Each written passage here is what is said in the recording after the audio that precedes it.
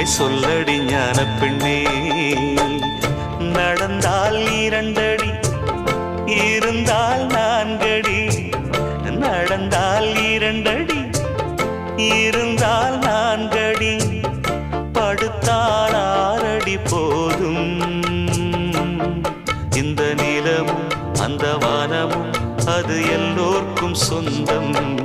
அடி சொல்லடி ஞான பெண்ணே, உண்மை சொல்லடி ஞான பெண்ணே. சொல்லடி ஞான பெண்ணே, உண்மை சொல்லடி ஞான பெண்ணே. நடந்தால் 2